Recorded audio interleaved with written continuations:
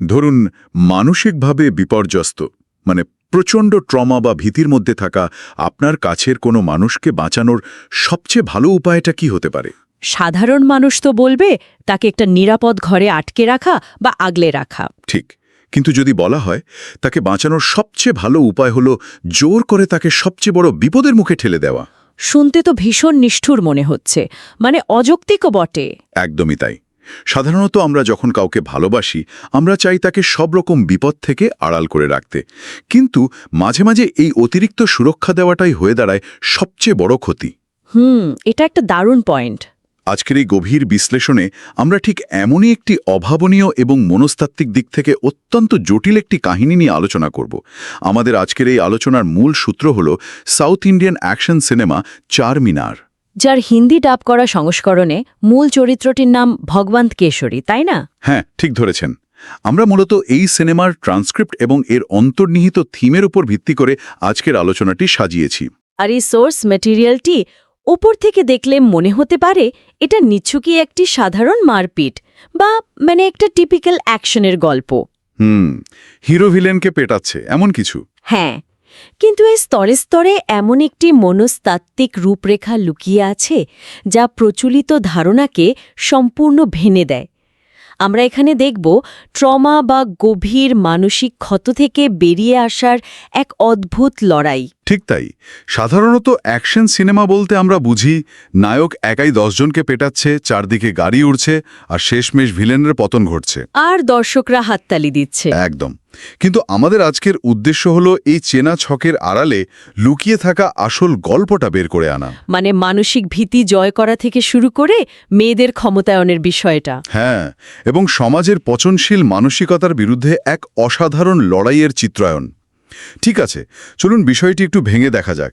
কিভাবে একজন সাধারণ মানুষ তার পালিত কন্যাকে শুধু শারীরিক বিপদের হাত থেকেই রক্ষা করে না, বরং মানসিকভাবে তাকে নিজের পায়ে দাঁড়াতে শেখায়। জন্য এই রূপান্তরটি সত্যি একটি বড় কেস স্টাডি। দারুণ বলেছেন। কারণ এই গল্পে দেখানো হয়েছে যে বিপদ থেকে পালিয়ে বাঁচা নয়, বরং বিপদের চোখের দিকে তাকিয়ে লড়াই করার মাধ্যমেই প্রকৃত সুরক্ষা নিশ্চিত হয়। চলুন তাহলে গল্পের মূল প্রেক্ষাপট দিয়ে শুরু করা যাক। এই কাহিনীর অন্যতম প্রধান একটি চরিত্র হল বিজয়া। বিজয়ের চরিত্রটা বেশ জটিল। হ্যাঁ, বিজয়ের বাবা ছিলেন একজন জেল সুপারিনটেন্ডেন্ট, যিনি একটি আকস্মিক সড়ক দুর্ঘটনায় অত্যন্ত মারাত্মক অবস্থায় মারা যান। চোখের সামনে বাবার এই করুণ পরিণতি বিজয়াকে মানসিকভাবে সম্পূর্ণ বিপর্যস্ত করে তোলে। ও আচ্ছা, একটা মারাত্মক ট্রমা তৈরি হয় তার ভেতরে। ঠিক, তার মধ্যে শুরু হয় তীব্র প্যানিক অ্যাটাক, অ্যাংজাইটি এবং এক ধরনের মারাত্মক ফোবিয়া। এই ফোবিয়া বা ভীতিটা কিন্তু সাধারণ কোনো ভয় নয়। সাইকোলজির ভাষায় একে আমরা বলতে পারি পোস্ট ট্রমাটিক স্ট্রেস বা মানসিক আঘাত পরবর্তী চরম উদ্বেগ। মানে যখনই সে বিপদের কোনো আভাস পায়, হ্যাঁ, যখনই পুরনো স্মৃতির কোনো ট্রিগার তার সামনে আসে, তার মস্তিষ্ক পুরোপুরি স্তব্ধ হয়ে যায়, সে আর কাজ করতে পারে না। ঠিক এই জায়গাটাতে গল্পের সবচেয়ে বড় দ্বন্দ্বটি তৈরি হয়। সাধারণত এমন একটি ট্রমাটাইজড বা মানসিকভাবে বিপর্যস্ত মেয়েকে সমাজ কি করতে বলে? সমাজ তো তাকে একটা নিরাপদ জীবন দিতে চাইবে। একদম। বিজয়া নিজেও তো সেটাই চেয়েছিল। সে পড়াশোনা শেষ করে বিয়ে করে একটা খুব সাধারণ শান্ত এবং নিরাপদ জীবন কাটাতে চেয়েছিল।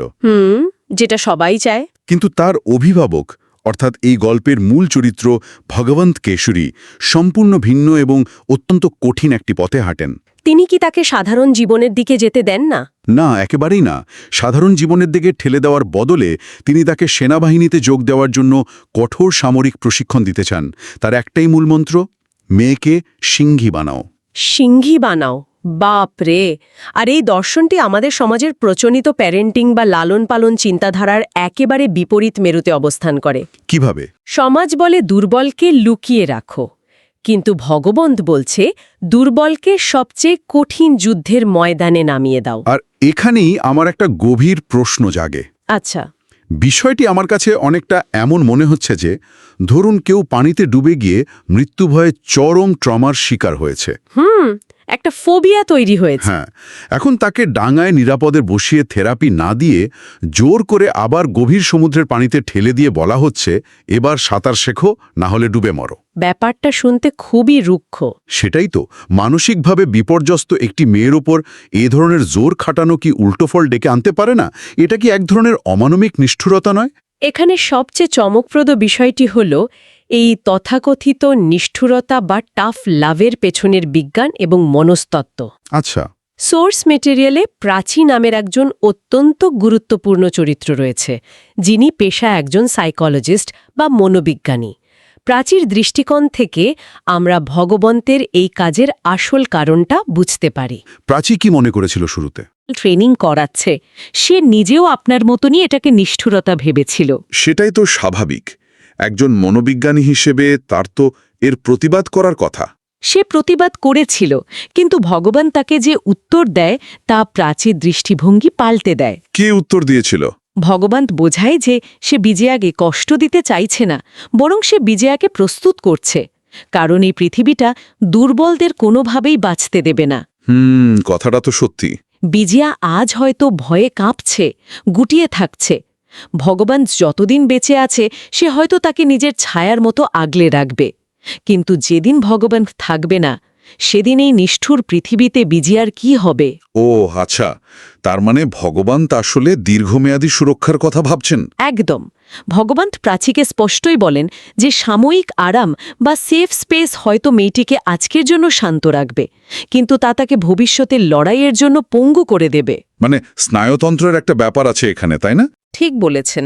আমাদের স্নায়ুতন্ত্র বা নার্ভাস সিস্টেম যখন চরম ভয়ের সম্মুখীন হয়, তখন মস্তিষ্কের অ্যামিগডালা অংশটি লজিক বা যুক্তিকে পুরোপুরি বন্ধ করে দেয়। তখন তো মানুষ ফাইট বা ফ্লাইটের মধ্যে যে কোনো একটা বেছে নেয়। হ্যাঁ, কিন্তু বিজয়ার মস্তিষ্ক সবসময় ফ্লাইট বা ফ্রিজ হয়ে যাওয়ার নির্দেশ দিচ্ছিল। ভগবন্তের এই কঠোর ট্রেনিংয়ের উদ্দেশ্য ছিল বিজয়ার স্নায়ুতন্ত্রকে পুনরায় এমনভাবে তৈরি করা যাতে বিপদের সময় সে জমে না গিয়ে পাল্টা আঘাত করতে শেখে। বুঝতে পেরেছি। মানসিকভাবে তাকে ইস্পাতের মতো দৃঢ় করা ছাড়া আর কোনো বিকল্প ছিল না। খুব দারুণ একটা বিশ্লেষণ। কিন্তু বিজয়াকে কেন সিংহী হতে হবে তার আসল উত্তরটা আমরা পাই যখন আমরা দেখি যে বাইরের পৃথিবীটা আসলে কতটা ভয়ঙ্কর। কারণ এই পৃথিবীটা রাহুল সাংভির মতো হিংস্র শিকারিতে ভরা। ঠিক তাই। আর এই যোগসূত্র ধরেই আমরা কাহিনীর মূল খলনায়কের মানসিকতা নিয়ে আলোচনা করতে পারি। রাহুল সাংভি চরিত্রটি এখানে শুধু একজন গতানুগতিক অ্যাকশন সিনেমার অপরাধী নয়, সে আসলে সমাজে ছড়িয়ে থাকা এক বিশেষ ধরনের শোষক মানসিকতার প্রতীক করতে চায়, যার মাধ্যমে তো দেশের সব পোর্ট বা বন্দরের নিয়ন্ত্রণ তার হাতে চলে আসবে। একদম। সে গভীরভাবে বিশ্বাস করে চার্লস ডারউইনের সার্ভাইভাল অফ দ্য ফিটেস্ট বা যোগ্যতমের উদ্বর্তন নীতিতে। মানে যার শক্তি আছে, পেশি আছে এবং অর্থ আছে, কেবল সেই এই পৃথিবীতে টিকে থাকবে। হ্যাঁ, আর বাকিদের উপর সে রাজত্ব করবে। তার মতে দুর্বলদের পৃথিবীতে থাকার কোনো অধিকারই নেই। আর এই ক্ষমতার লোভে সে এতটাই অন্ধ এবং বেপরোয়া যে নিজের পথে আসা দেশের শীর্ষস্থানীয় রাজনৈতিক নেতাদেরও সে সরিয়ে দিতে পিছপা হয় না। হ্যাঁ, সোর্সে খুব স্পষ্টভাবে একটি ঘটনার উল্লেখ আছে। সে খোদ ডেপুটি চিফ মিনিস্টারকে পার্টির অফিসের ভেতরেই সবার সামনে হত্যা করে। সবার সামনে? হ্যাঁ, আর তার ক্ষমতার জোর এতটাই বেশি যে সে অত্যন্ত ঠান্ডা মাথায় এই হত্যাকাণ্ডটিকে কোলেস্ট্রল ও মানসিক চাপের কারণে হওয়া একটি স্বাভাবিক হার্ট অ্যাটাক বলে সবার সামনে চালিয়ে দেয়। মানুষের জীবনের ন্যূনতম কোনো মূল্যই তার কাছে নেই। তার কাছে মানুষ হলো দাবা খেলার ঘুঁটির মতো। ঠিক। এখানে একটি অ্যানালজি বা উপমা দেওয়া যেতে পারে।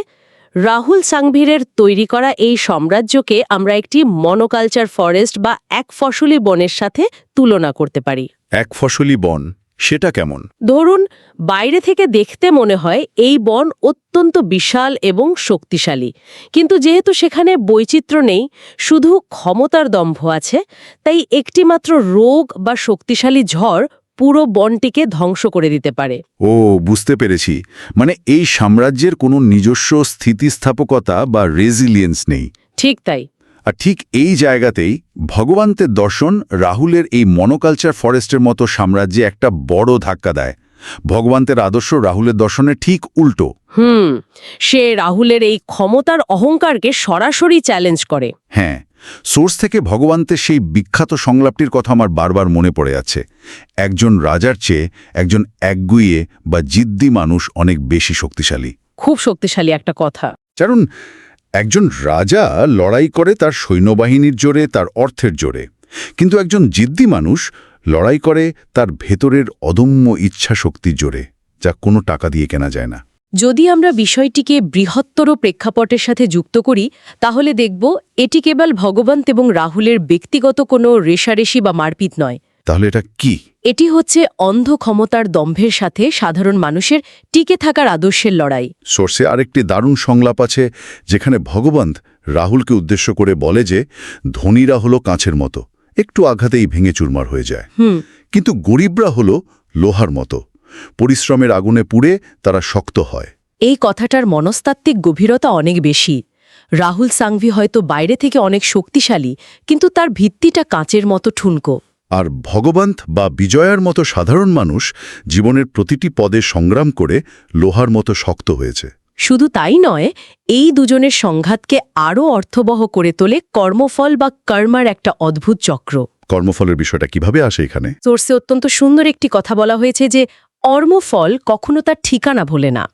রাহুল সাংভি তার এক পিএ বা পার্সোনাল অ্যাসিস্ট্যান্টকে হন্যে হয়ে খুঁজছিল। কেন খুঁজছিল? কারণ ওই পিএর কাছে তার সব অপরাধের, সব দুর্নীতির অকাট্য প্রমাণ ছিল। ঘটনাক্রমে এই পিএই এমন একটি পরিস্থিতি তৈরি করে যা অতীত থেকে রাহুল আর ভগবানকে আবার মুখোমুখি দাঁড় করিয়ে দেয়। ও আচ্ছা, মানে অতীত আপনি যতই লুকিয়ে রাখতে চান না কেন, তা ঠিকই বুমেরাং হয়ে ফিরে আসে। একদম। এখানেই বিষয়টি সবচেয়ে আকর্ষণীয় হয়ে ওঠে, কারণ আমরা দেখতে পাই যে ভগবন্ত শুধু বাইরের দৃশ্যমান শত্রু রাহুল সাংভির সাথেই লড়ছে না। তাহলে আর কার সাথে লড়ছে? সমাজের ভেতরের পচনশীল মানসিকতার সাথেও তাকে প্রতিনিয়ত লড়তে হচ্ছে। অ্যাকশনের আড়ালে এই যে তীব্র সামাজিক বার্তাগুলো দেয়া হয়েছে, এগুলো এই সোর্সটিকে অন্যান্য গতানুগতিক গল্প থেকে আলাদা করে। সামাজিক প্রথা এবং জেন্ডার স্টিরিওটাইপ ভাঙার এই দিকগুলো কাহিনীতে খুব শক্তিশালীভাবে উপস্থাপন করা হয়েছে। আমি দুটো নির্দিষ্ট দৃশ্যের কথা উল্লেখ করতে চাই, যা আমাকে ভীষণভাবে ভাবিয়েছে এবং সোর্সটিতে খুব গুরুত্বের সাথে তুলে ধরা হয়েছে। কোন দৃশ্য দুটো? প্রথমটি হল আর্মি একাডেমির দৃশ্য। বিজয়কে যখন একাডেমিতে ভর্তি করা হয়, সেখানকার ট্রেনার অত্যন্ত অবজ্ঞা সুরে বলে যে মেয়েরা শুধু সৌন্দর্য চর্চা ও রান্না করার জন্য তৈরি হয়েছে। কি বহখ একটা কথা। হ্যাঁ, ট্রেনার বলে যে তাদের মধ্যে কোনো শারীরিক শক্তি নেই এবং তারা কোনোভাবেই মিলিটারির কঠোর জীবনের জন্য উপযুক্ত নয়। তখন ভগবন্ত এমন একটি কাজ করে যা দর্শকদের চমকে দেয়। হ্যাঁ, সে ওই ট্রেনারের কথার প্রতিবাদ করার জন্য কোনো লম্বা ভাষণ দেয় না, বরং ট্রেনারের সবচেয়ে সেরা এবং শক্তিশালী পুরুষ ছাত্রকে দিয়ে বিজয়াকে সজোরে আঘাত করায়। ঠিক তাই, সে বিজয়কে ইচ্ছে করে মার খেতে দেয়। যে কোনো সাধারণ অ্যাকশন গল্পে আমরা কি দেখি? হিরো হয়তো রাগের মাথায় ওই ট্রেনারকে মেরে তক্তা বানিয়ে দিত। সেটাই তো প্রথাগত অ্যাকশন সিনেমার নিয়ম। কিন্তু ভগবন্ত বিজয়াকে সেই প্রচণ্ড আঘাত নিজের শরীরে সহ্য করতে বলে। বিজয়া সেই আঘাত মুখ বুঝে সহ্য করে এবং প্রমাণ করে যে যুদ্ধ শুধু পেশির শক্তিতে জেতা যায় না। মেয়েদের শারীরিক শক্তির চেয়েও তাদের মনোবল অনেক বেশি। একদম। যে কোনো আঘাত সহ্য করে মাটি কামড়ে পড়ে থাকার ক্ষমতাই আসল। এটি আসলে মানসিক শক্তির একটি চরম পরীক্ষা ছিল। আর দ্বিতীয় যে দৃশ্যটির কথা আমি বলবো, সেটি হলো একটি প্রাইমারি স্কুলের দৃশ্য। স্কুলের দৃশ্য? হ্যাঁ, একজন সাধারণ অ্যাকশন হিরোর কাজ কি? সেই শুধু খলনায়কদের সাথে লড়বে, দুর্নীতিবাজদের মারবে, এটাই তো নিয়ম। কিন্তু সোর্সে আমরা দেখি হিরো ভগবন্ত প্রাইমারি স্কুলে গিয়ে ছোট ছোট বাচ্চাদের রীতিমতো সচেতনতার ক্লাস নিচ্ছে। ও আচ্ছা। সে বাচ্চাদের গুড টাচ এবং ব্যাড টাচ বা ভালো স্পর্শ ও খারাপ স্পর্শের পার্থক্য শেখাচ্ছে। সে কোনো রাগঢাক না করে সরাসরি বাচ্চাদের শেখাচ্ছে যে বুক, কোমরের নিচে এবং দুই পায়ের মাঝখানে স্পর্শ করা সম্পূর্ণ ভুল, এবং কেউ এমন কিছু করার চেষ্টা করলে সাথে সাথে চিৎকার করতে হবে এবং মাকে জানাতে হবে। এটি মূলধারার বাণিজ্যিক সিনেমার প্রেক্ষাপটে অত্যন্ত সাহসী এবং অভূতপূর্ব একটি দৃশ্য। কিন্তু আপনাকে আমি এখানে একটু থামাতে চাই। আমার একটি স্পষ্ট দ্বিমত বা পুশব্যাক আছে এখানে। আচ্ছা, বলুন। ধরুন মূল গল্পটা আবর্তিত হচ্ছে প্রজেক্ট ভি, পোর্টের মেগাদখল, রাজনৈতিক নেতা খুন আর রাহুল সাংভির মতো একজন মাফিয়ার সাথে লড়াই নিয়ে। তার মাঝে হঠাৎ করে হিরো প্রাইমারি স্কুলে গিয়ে বাচ্চাদের গুড টাচ ব্যাড টাচের ক্লাস নিচ্ছে। হুম। এটি কি মূল অ্যাকশন বা থ্রিলার গল্পের যে একটি নিজস্ব গতি বা পেসিং থাকে সেটাকে সম্পূর্ণ নষ্ট করে দেয় না? মনে হচ্ছে না যে ডিরেক্টর জোর করে একটা সোশ্যাল পিএসএ বা সচেতনতামূলক বিজ্ঞাপন মূল গল্পের ভেতর ঢুকিয়ে দিয়েছেন? মানে যেটা আখ্যান থেকে দর্শকের মনোযোগ সরিয়ে নেয় এমন মনে হচ্ছে আপনার? ঠিক তাই। এটি একটি গুরুত্বপূর্ণ প্রশ্ন উত্থাপন করে এবং আমি নিশ্চিত অনেকেই ওপর থেকে দেখলে এটিকে গল্পের একটি অপ্রয়োজনীয় বিচ্যুতি বা ডিরেলমেন্ট বলে মনে করতে পারেন। হ্যাঁ, সেটাই তো মনে হয় স্বাভাবিক। কিন্তু যদি আমরা থিম বা মূল ভাবনার জায়গা থেকে গভীরভাবে বিশ্লেষণ করি তবে দেখবেন এটি গল্পের মূল থিমেরই একটি অবিচ্ছেদ্য অংশ। সেটা কিভাবে? একটি সাইড ট্র্যাক কিভাবে মূল থিম হতে পারে? সোর্সে ভগবন্ত নিজেই এর উত্তর দিয়েছেন একটি দারুণ মেটাফোর বা রূপকের মাধ্যমে। তিনি বলেছেন যে জঙ্গলের বিষয়টা খুব সহজ, কারণ সেখানে অন্তত সাইনবোর্ডে লেখা থাকে বা সবাই জানে কোথায় বাঘ বা সিংহ আছে। ঠিক। কিন্তু আমাদের এই তথাকথিত সভ্য সমাজে গরুর ছদ্মবেশে অসংখ্য নেকড়েরা চারিদিকে ঘুরে বেড়াচ্ছে। দারুণ পয়েন্ট। রাহুল সাংভির মতো বড় অপরাধীরা হচ্ছে দৃশ্যমান বাঘ, যাদের আমরা দূর থেকেই চিনতে পারি। কিন্তু সমাজে এমন হাজারো অদৃশ্য নেকড়ে আছে যারা আমাদের শিশুদের চারপাশে ঘুরে বেড়াচ্ছে। মানে ভগবন্তের লড়াইটা শুধু একজন খলনায়ককে মারা নয়? একদমই না। তার লড়াইটা দুর্বলকে সব ধরনের শিকারীর হাত থেকে বাঁচানো। শুধু বিজয়াকে সিংহী বানানোই যথেষ্ট নয়, পুরো সমাজকে, বিশেষ করে একেবারে শেকড় থেকে ছোট বাচ্চাদের সচেতন করা প্রয়োজন। সমাজকে ভেতর থেকে বদলাতে না পারলে শুধু বিজয়া একা শক্তিশালী হয়ে পুরো সিস্টেমের বিরুদ্ধে কতদিন টিকবে? ঠিক। বাহ, আপনি যেভাবে বিষয়টি ব্যাখ্যা করলেন তাতে পুরো দৃষ্টিভঙ্গিটাই বদলে গেল। অর্থাৎ এটি শুধু একজন মানুষের বেঁচে থাকার বা প্রতিশোধ নেওয়ার গল্প নয়, এটি একটি সামগ্রিক সিস্টেমকে মেরামত করার চেষ্টা। হ্যাঁ। সাংভি হল ক্যান্সারের একটি বড় টিউমার, আর এই ছদ্মবেশী নেকড়েরা হল সারা শরীরে ছড়িয়ে থাকা ক্যান্সারের ছোট ছোট সেল। ঠিক তাই। এবং এই সামগ্রিক পরিবর্তনের কারণেই গল্পটি এত গভীর। আমরা এতক্ষণ ধরে যে মানসিক ও শারীরিক প্রশিক্ষণের কথা বললাম, ভগবন্তের যে দর্শনের কথা বললাম, এবং সমাজের রন্ধ্রে রন্ধ্রে লুকিয়ে থাকা পচনশীলতার বিরুদ্ধে এই যে নিরন্তর লড়াই, এই সব কিছু চূড়ান্ত পরীক্ষা দিতে হয় গল্পের ক্লাইম্যাক্সে বা একেবারে শেষ দৃশ্যে এসে। আর এই দৃশ্যটি আক্ষরিক অর্থেই যে কোনো দর্শকের জন্য চরম রোমাঞ্চকর। হ্যাঁ, যেখানে ভগবন্ত আর রাহুলের চূড়ান্ত মুখোমুখি লড়াই হয়, এবং এখানেও গল্পটি একটি দারুণ মনস্তাত্ত্বিক মোড় নেয়। আমরা পুরো গল্প জুড়ে এতক্ষণ প্রগবন্তকে প্রায় একজন সুপারম্যানের মতো অজেয় হিসেবে দেখেছি। সে চাইলেই এই ক্লাইম্যাক্সে একা রাহুল সাংভিও তার সব অস্ত্রধারী গুন্ডাদের অনায়াসে মেরে শেষ করে দিতে পারত। কিন্তু সে তা করে না। না, উল্টো সে নিজেকে শত্রুদের হাতে ধরা পড়ার এবং নিজেকে সেকেলে বেঁধে ফেলার সুযোগ দেয়।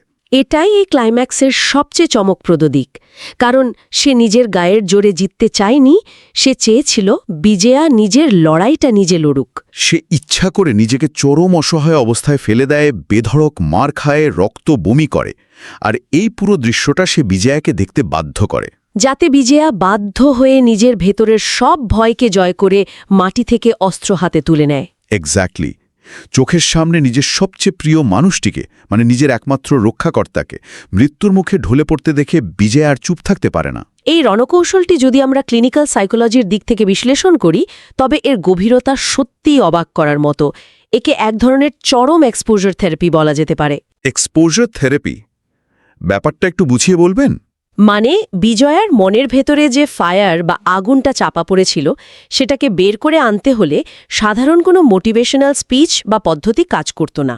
কারণ তার ভেতরের ভয়ের শেকড়টা বাবার মৃত্যুর সাথে জড়িয়ে অনেক গভীরে গাঁথা ছিল।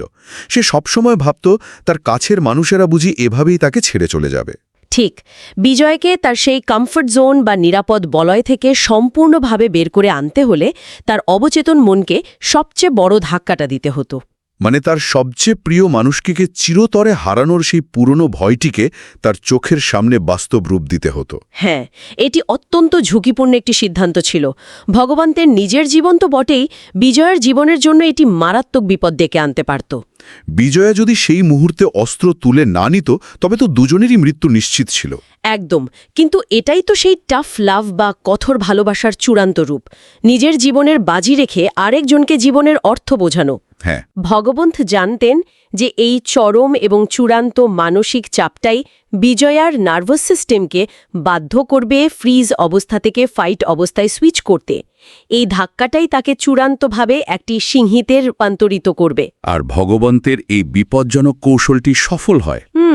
বিজয়া নিজের সব ভয়, ট্রমা আর মানসিক দুর্বলতাকে এক মুহূর্তে পেছনে ফেলে ঘুরে দাঁড়ায় এবং শত্রুদের ওপর ঝাঁপিয়ে পড়ে। যার ফলস্বরূপ আমরা সোর্সের শেষে দেখতে পাই সে প্রথম নারী হিসেবে সেই সামরিক একাডেমি থেকে সফলভাবে আর্মিতে যোগদানের সুযোগ পায়। অসাধারণ একটা জার্নি। তো এই সব কিছুর অর্থ কি দাঁড়ায়? এতক্ষণের এই সুদীর্ঘ আলোচনা এবং বিশ্লেষণ থেকে আমরা আসলে কি শিখলাম? হ্যাঁ, এটা একটা বড় প্রশ্ন। এই সোর্স ম্যাটেরিয়াল আমাদের শেখায় যে প্রকৃত ভালোবাসা মানে কাউকে সবসময় একটা কাচের বয়ানে বা তুলোর আবরণে আগলে রাখা নয়। ঠিক। প্রকৃত ভালোবাসা হলো তাকে নিজের পায়ে দাঁড়াতে শেখানো, তাকে এতটাই শক্তিশালী, আত্মনির্ভরশীল এবং মানসিকভাবে ইস্পাতের মতো দৃঢ় করে তোলা, যাতে অভিভাবক বা রক্ষাকর্তা পাশে না থাকলেও সে নিজের জীবনের লড়াইগুলো অত্যন্ত সাহসের সাথে নিজেই লড়তে পারে। বিজয়া কিন্তু শুরুতেই কঠিন পথটা কোনোভাবেই বেছে নিতে চায়নি। তার জন্য সহজ পথটাই বেশি আরামদায়ক ছিল। একদমই না।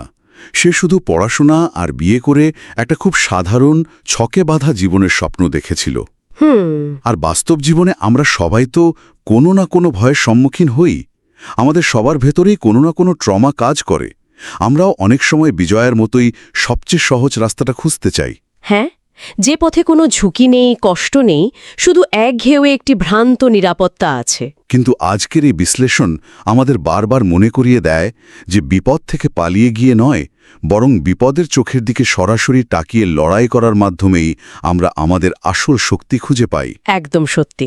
আমাদের ভেতরের সেই ঘুমন্ত সিংহ বা সিংহী ঠিক তখনই জেগে ওঠে যখন পিঠ একেবারে দেয়ালে ঠেকে যায়।